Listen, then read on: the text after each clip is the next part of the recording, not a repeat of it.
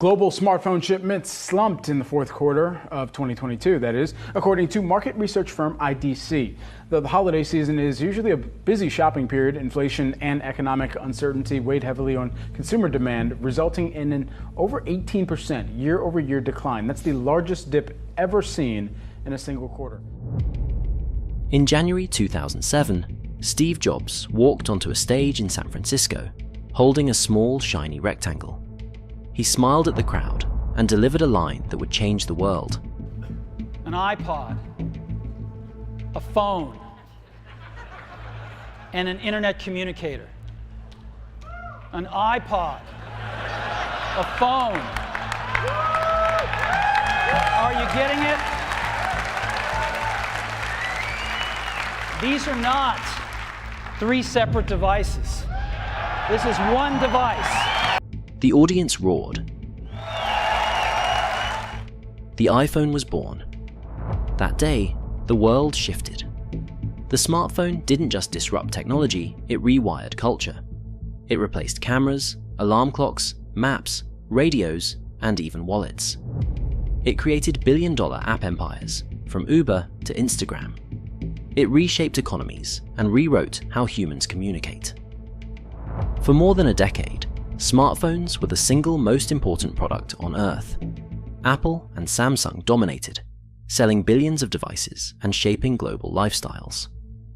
But by 2023, something strange happened. Sales started to decline. People stopped upgrading every year. The lines outside Apple stores grew shorter.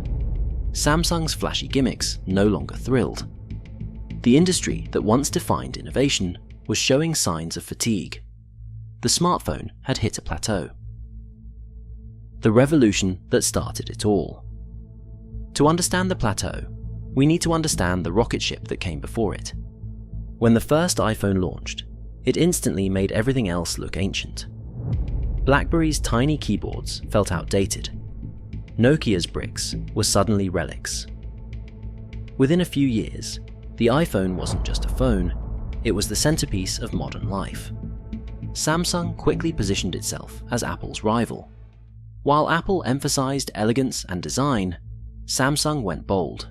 Giant screens, AMOLED displays, styluses, and features Apple refused to touch. By the mid-2000s, the smartphone wars had narrowed to a duopoly. Apple controlled the high end. Samsung dominated the Android market. Together, they raked in hundreds of billions in profit. Every year, a new release promised something transformative. Faster chips, better cameras, sleeker designs. The upgrade cycle was addictive. Owning the latest phone wasn't just functional, it was a status symbol.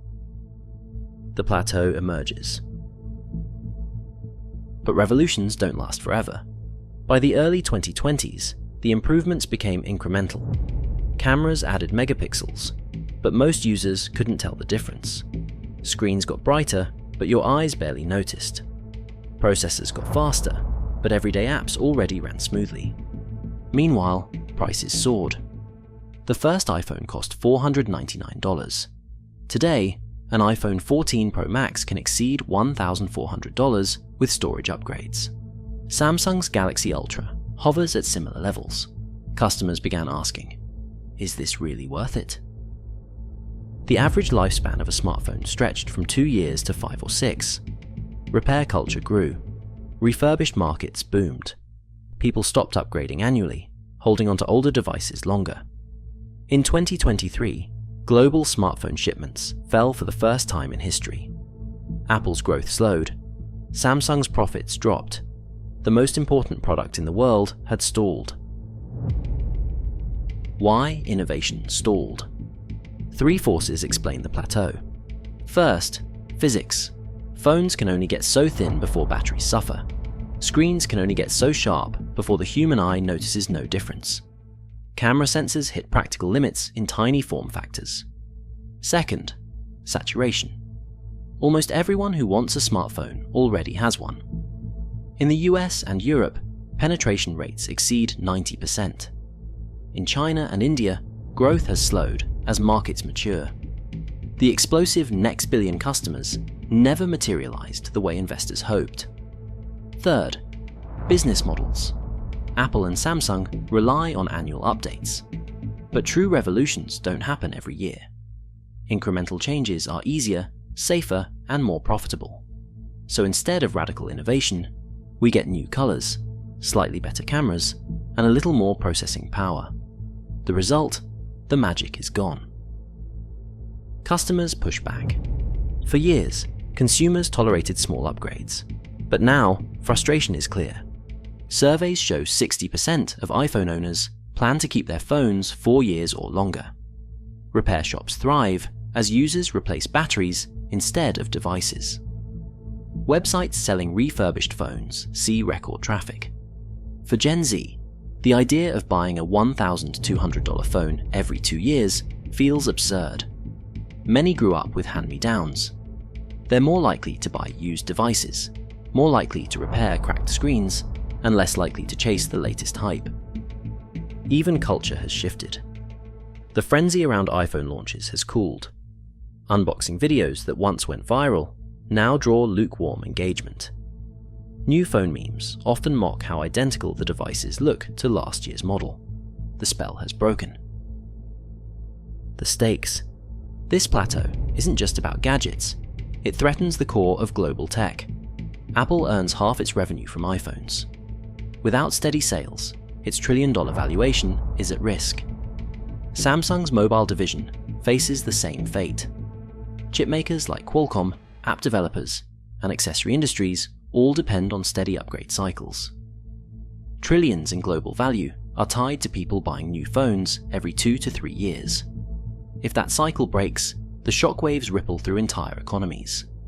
The smartphone plateau isn't a small slowdown, it's an existential crisis. Lessons from the past. Nokia and BlackBerry. History offers a brutal warning. In the 2000s, Nokia controlled half the world's phone market. BlackBerry was indispensable for professionals. Both laughed at the iPhone. Both ignored the touchscreen revolution. Within a few years, both collapsed. Today, Apple and Samsung hold the same dominance Nokia once did. The risk? Becoming the very dinosaurs they replaced. If they fail to reinvent, someone else will. The new challenges. While Apple and Samsung plateau, rivals smell blood. In China, Xiaomi, Oppo, and Huawei push aggressively with cheaper prices and bold features. In India, local brands and budget players capture millions of first-time users. Huawei nearly overtook Apple globally before US sanctions cut it off from Google's ecosystem. Still, it proved the duopoly isn't invincible. Then there are foldables. Samsung leads, but Chinese brands like Oppo and Honor are experimenting with new designs at lower costs. For now, foldables are niche, but they point to a hunger for something different. And then there's artificial intelligence. The idea of an AI phone that predicts needs, automates tasks, and personalizes everything is gaining traction. Apple and Samsung dabble in AI features, but neither has unleashed a truly revolutionary product. The question is simple: who will bring the next iPhone moment? Global contrasts. The plateau isn't universal. In emerging markets, smartphone adoption continues, but growth is slower than expected. In Africa, mid-range devices dominate. In Southeast Asia, budget Android phones outsell flagships. In China, experimentation is bolder. Companies test foldables, rollable displays, and integrated AI features. In Europe, repair-friendly policies and sustainability laws encourage longer device lifespans. The global picture is uneven, but the overall trend is clear. Fewer upgrades, longer lifespans, weaker hype. The psychology of stagnation. Beyond numbers, there's a cultural story. Smartphones once symbolized progress. Each new release felt futuristic. Today, they feel ordinary. Launch events once sparked awe. Today, they spark memes. Unboxings once trended. Today, they're shrugged off. the smartphone has become like a refrigerator or a washing machine, essential but boring. For Apple and Samsung, that's the real danger. Once a product loses its cultural magic, status fades, and when status fades, desire collapses. What's next? The plateau doesn't mean the end of technology, but it does mean the end of an era. Some believe augmented reality will replace smartphones, with Apple's Vision Pro leading the charge. Others see foldables as the next frontier. Some imagine AI will breathe new life into devices, turning them into hyper-intelligent assistants. But none of these revolutions have arrived yet, and until they do, the plateau remains. In 2007, the iPhone changed the world. In 2023, the world stopped changing as fast. Apple and Samsung still dominate, but their grip is loosening. Customers are keeping old phones, demanding more value, and waiting for true innovation. The smartphone plateau is not the end of technology, but it may be the end of the smartphone era as we know it. The next revolution is coming. The only question is whether Apple and Samsung will lead it.